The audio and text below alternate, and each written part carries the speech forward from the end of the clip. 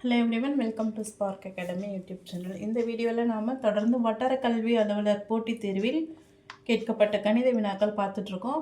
இது video part 4. இந்த தேர்வு 2020 February 15 மார்னிங் செஷனில் நடந்த தேர்வில் கேட்கப்பட்ட கணித வினாக்கள். இதுக்கு முன்னாடி 3 பார்ட்டாக 4-5 கணக்குகள் செஞ்சு வீடியோ போஸ்ட் பண்ணியிருக்கோம், அதையும் பாருங்கள். இப்போ இந்த வீடியோவில் நாம் பார்க்க போகிற கணக்கு, if x is to y which is equal to 2:1, then x squared minus y squared is x squared plus y squared is what அப்படின்னு சொல்லிட்டு கேட்டிருக்கிறாங்க. அதுக்கு 4 ஆப்ஷன் கொடுத்துருக்கு. So X is to Y equal to 2:1 நமக்கு ஒரு கையில் ஒரு இது கொடுத்துட்டாங்க. இதை வந்து கேட்டிருக்கிறாங்க, அது என்னன்னு சொல்லிட்டு கேட்குறாங்க. நம்ம ஃபஸ்ட்டு இதை எடுத்துக்கலாம். X is to Y equal to 2:1. பொதுவாகவே இந்த விகிதத்தை நம்ம எப்படி எழுதலாம்? எக்ஸ் இஸ் டு ஒய் அப்படின்றத எக்ஸ் டிவைடட் பை ஒய் அப்படின்னு என்ன செய்யலாம்? எழுதலாம். ஈக்குவல் டு 2:1 அப்படின்றத 2 டிவைடட் பை 1 அப்படி என்ன செய்யலாம்? எழுதலாம். இப்போ அப்படியே கிராஸ் மல்டிப்ளிகேஷன் பண்ணிவிடுவோம், குறுக்கு பெருக்கல். X into 1 X which is equal to 2 into y 2y. So நமக்கு என்ன கிடைக்குது? எக்ஸோட வேல்யூ 2y அப்படின்னு கிடைக்குது.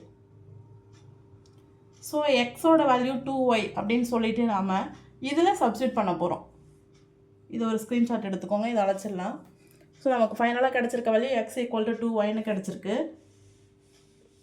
இப்போ நம்ம இதை எடுத்துக்கிறோம். X squared y squared is to x squared plus y squared. அதில் xோட வேல்யூ 2yன்னு சப்ஸ்டியூட் பண்ண போகிறோம். x squared minus xோட வேல்யூ 2yன்னு கண்டுபிடிச்சோம் இல்லையா? இதை வந்து இங்கே xக்கு பதிலாக சப்ஸ்டியூட் பண்ணுறோம். 2y whole squared minus y squared is to 2y whole squared plus y squared. என்ன செஞ்சுருக்கிறோம்? எக்ஸ் இருக்கிற இடத்துல 2y சப்ஸ்டியூட் பண்ணியிருக்கோம். இப்போ இதை எக்ஸ்பேண்ட் பண்ண போகிறோம். இது அப்படியே a square minus b square ஃபார்மேட்டில் இருக்குது. இது அப்படியே எக்ஸ்பேண்ட் பண்ண போகிறோம். அதுக்கு முன்னாடி இஸ்ட் இருந்ததுன்னா நம்ம அதை எப்படி எழுதுவோம்? பின்ன வடிவில் எழுதுவோம், அதுவும் எழுதிக்க போகிறோம். So 2y whole square minus y square divided by 2y whole square plus y square பின்ன வடிவத்தில் எழுதியாச்சா? இப்போது a square minus b square ஃபார்மேட்டில் இருக்குது. a plus b into a minus பின்னு எழுத போகிறோம். 2y plus y into 2y minus y அப்படின்னு என்ன செய்ய போகிறோம்? எழுத போகிறோம். So 2y plus y into 2y minus y அது மாதிரி என்ன செஞ்சிட்டோம்? எக்ஸ்பேண்ட் பண்ணி எழுதிட்டோம். டினாமினேட்டரில் இருக்கிறத என்ன செய்கிறோம்? 2y ஹோல் ஸ்கொயர் பண்ணோம்னா 2 square 4 y into squared y squared plus y squared which is equal to next step 2y plus y 2yயும் ஒரு yயும் கூட்டணும்னா 3y into 2y minus y 2yல ஒரு y போயிட்டா ஒரு y divided by 4y squared ஒரு y squared 4 1 5 5y squared which is equal to 3y into y 3y squared by 5y squared. y squared நம்ம என்ன செய்யலாம்? Cancel பண்ணிடலாம். which is equal to 3/5. 3/5ன்றதை நம்ம எப்படி எழுதலாம்? 3:5 அப்படின்னு என்ன செய்யலாம்? எழுதலாம். So the answer is option C.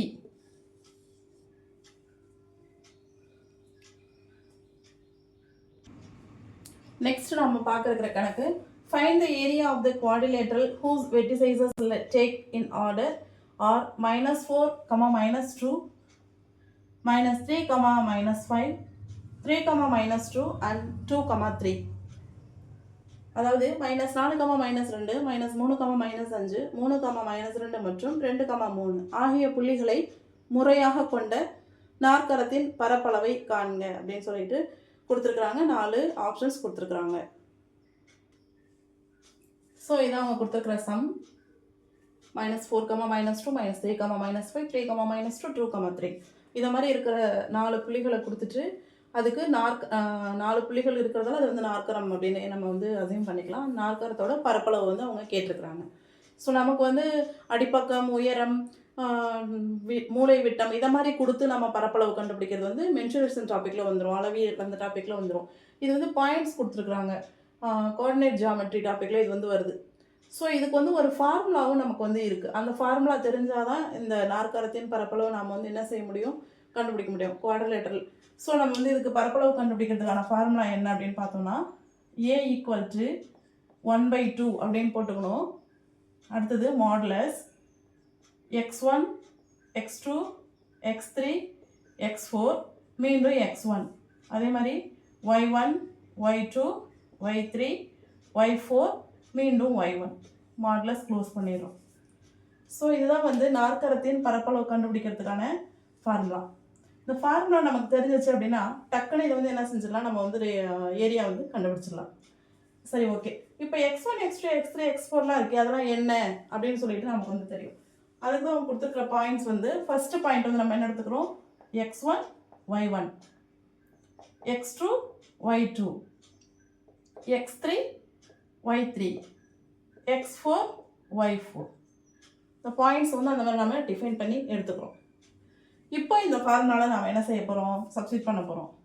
A = 1/2 modulus x1 என்ன நமக்கு -4 y1 -2 x2 -3 y2 -5 x3 3 y3 -2 x4 2 y4 3 மீண்டும் x1 -4 y1 -2 போட்டு மாடுலஸ் க்ளோஸ் பண்ணிடுறோம். இப்போ அடுத்தது 1/2 மாடுலஸ் இப்படி மல்டிபிள் பண்ணுறோம். x1 y2 x2 y3 x3 y4 x4 y1 பண்ணிடலாமா?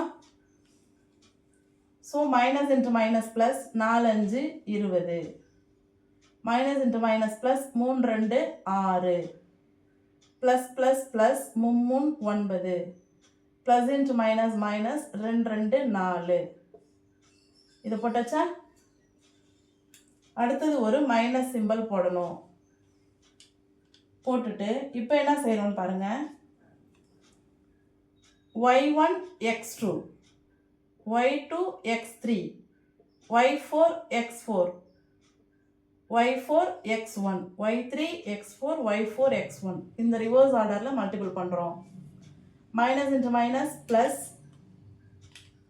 2 3 6, minus into plus minus 5 15, minus into plus minus 2 2 4, plus into minus minus 3 12.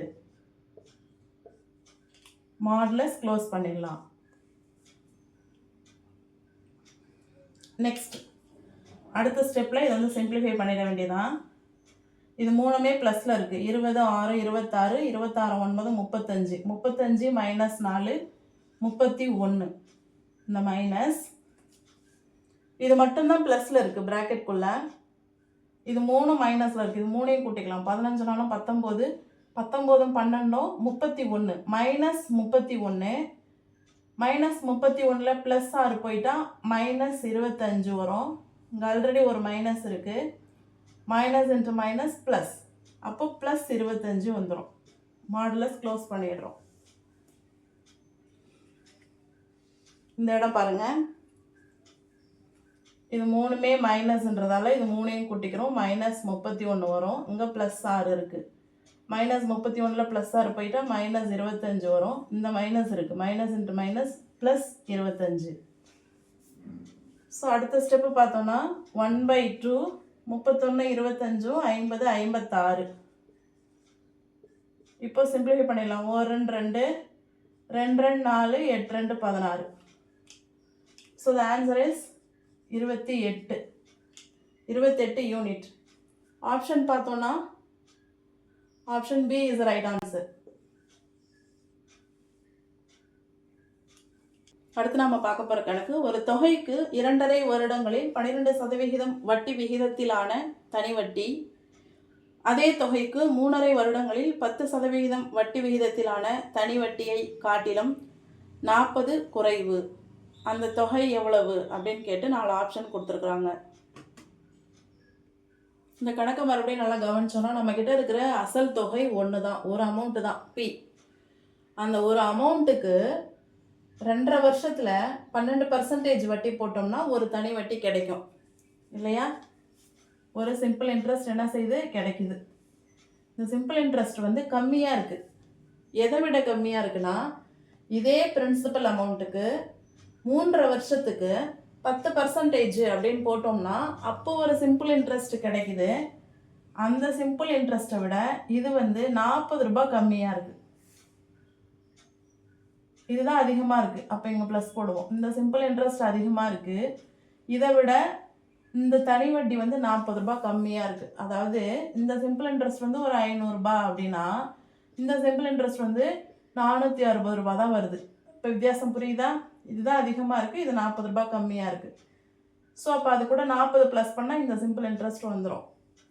இப்போ இந்த அசல் தொகை என்ன அப்படின்னு கேட்டிருக்கிறாங்க. நம்ம இது ஈக்குவல் பண்ண தெரிஞ்சாதான் ஆன்சர் வந்து சரியாக என்ன செய்ய முடியும், போட முடியும். இப்போ நாம் கண்டுபிடிக்க வேண்டியது 2 தனி வட்டி கண்டுபிடிக்கணும். ஒன்று 2½ வருஷம் 12%ன்னு போட்டு கண்டுபிடிக்கணும். இன்னொன்று 3½ வருஷம் 10%ன்னு போட்டு கண்டுபிடிக்கணும். நமக்கு தனி வட்டியும் தெரியாது, அசல் தொகையும் தெரியாது. நம்மக்கிட்ட தனி வட்டிக்கு இருக்கிற formula simple interest which is equal to PNR by 100. இப்போ ஃபஸ்ட்டு சிம்பிள் இன்ட்ரெஸ்ட் கண்டுபிடிக்கிறோம். பி என்னன்னு தெரியாது. என் வந்து இங்கே 2½ வருஷம் கொடுத்துருக்குறாங்க. இந்த 2½ வருஷத்தை எப்படி மாற்றணும்னா, இது வந்து ஒரு மிக்ஸ்டு ஃப்ராக்ஷன், கலப்பு பின்னமாக இருக்குது, அதை தகா பின்னமாக மாற்றிக்கிறோம். 2 2 4, 4 1 5, 5/2ன்னு போட்டுக்கிறோம். என் வந்து 5/2. ஆர் ரேட் ஆஃப் இன்ட்ரெஸ்ட் வந்து 12%. அப்போ 12 டிவைடட் பை 100. அது எப்படி மாறுது? P இன்ட்டு 5/2 இன்ட்டு 12/100 இருக்குது. இது வந்து நம்ம சிம்பிளிஃபை பண்ணிடலாம். 1 5 25, 6 2 12, 5 2 20, 3 2 6, 5 2 10, which is equal to 3 into P. 3P by 2 5s are 10. 3P by 10. என்னது இது? சிம்பிள் இன்ட்ரெஸ்ட் ஃபஸ்ட்டுக்குள்ளது. Simple interest 1. So simple interest 1 வந்து நம்ம எவ்வளோ கண்டுபிடிச்சோம்? 3P by 10 கண்டுபிடிச்சிருக்கோம். இதை அப்படியே நம்ம வச்சுக்கலாம் கையில்.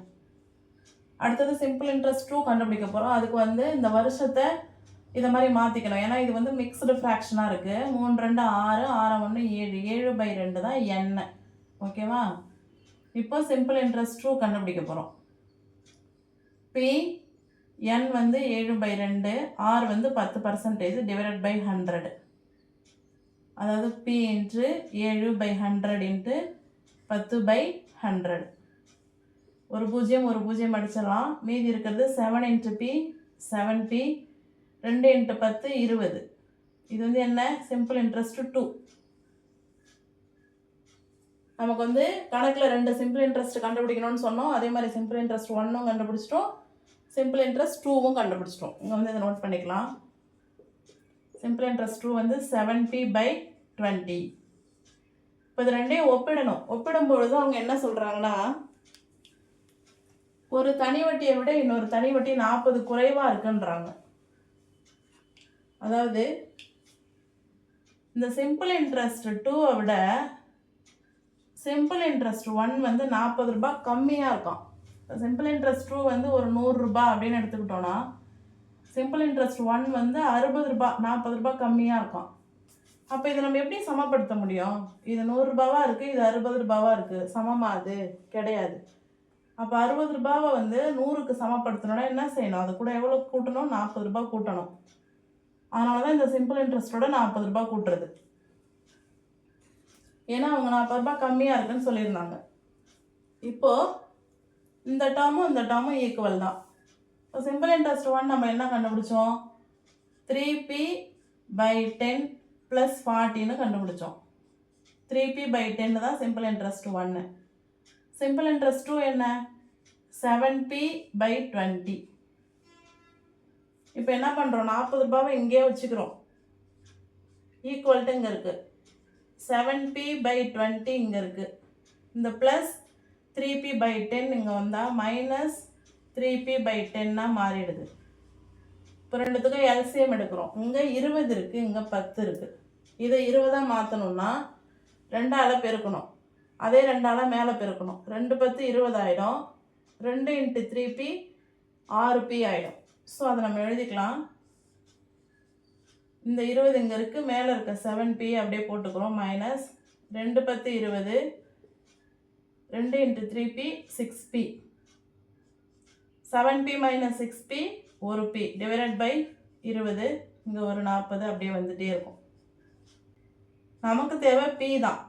இங்கே ஒரு 40 இருக்குது, இங்கே வகுத்தல் இருக்க 20 ஈக்குவல்ட்டுக்கு இந்த பக்கம் பெருக்கலாம் மாறிடும். அப்போ பிரின்சிபல் அமௌண்ட் என்ன வரும்னா 0,0,0 2 4 8, 800 ரூபாய் வரும் அசல் தொகை. அசல் தொகை நமக்கு 800 ருபீஸ் வருது. இது எங்கே இருக்குன்னு பார்த்தோன்னா ஆப்ஷன் சியில் இருக்குது. இதே மாதிரி வட்டி வீதம் சார்ந்த கணக்கு தான். ரூபாய் 68,000க்கு 16.2/3% வட்டி விகிதத்தில் 9 மாதங்களுக்கு தனி வட்டி எவ்வளவு அப்படின்னு கேட்டு 4 ஆப்ஷன் கொடுத்துருக்குறாங்க. ஸோ நமக்கு பிரின்சிபல் அமௌண்ட் வந்து 68,000 கொடுத்துருக்குறாங்க. ரேட் ஆஃப் இன்ட்ரெஸ்ட் வந்து 16.2/3% கொடுத்துருக்குறாங்க. ஸோ அது வந்து நமக்கு மிக்ஸ்டு ஃப்ராக்ஷனில் இருக்குது.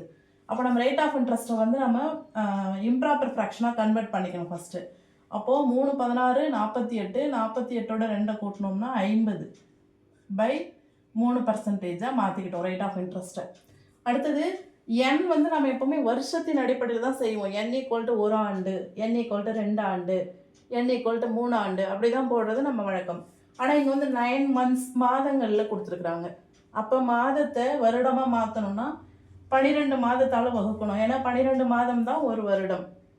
அப்போ 9 மாதம் டிவைடட் பை 12 மாதம்னு போட்டுக்கிட்டோன்னா அது வந்து வருஷம் ஆகிடுது. இப்போ நம்ம ஃபார்முலாவில் அப்ளை பண்ண வேண்டியதான். தனி வட்டி சிம்பிள் இன்ட்ரெஸ்ட் ஈக்குவல்ட்டு PNR/100. இந்த ஃபார்முலாவில் நம்ம வந்து அப்ளை பண்ண போகிறோம். P = 68,000, N வந்து 9/12, rate of interest 50/3 whole divided by 100ன்னு வரும். அதை வந்து நம்ம இங்கே இப்படி போட்டுக்கலாம். இனிமேல் இதை சிம்பிளிஃபை பண்ணுறது தான் வேலை. 2 0 2 0 அடிச்சிடலாம்.